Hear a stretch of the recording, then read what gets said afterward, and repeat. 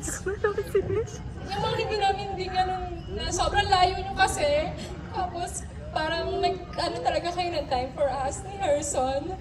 Tapos, and to the point na nagstay kayo hanggang ngayon, nandito kayo.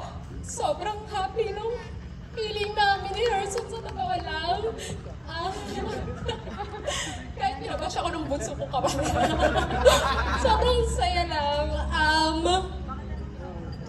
Ayun lang. Gusto ko lang sabihin na maraming salamat for staying here tonight. Ang dami ninyo, ang daming lugar ng mga pinanggalingan ninyo. Meron pa dito nag-flight talaga ng malayo, nag-commute ng malayo, at hanggang ngayon nandito. I'm sure ready na kayo for later na party lang natin. Thank you for staying. I-enjoy natin tong night na to. Thank you so much. I love you guys. I love you sa family ko, sa family ni Herson, sa friends. Thank you so much. There you go, Harrison.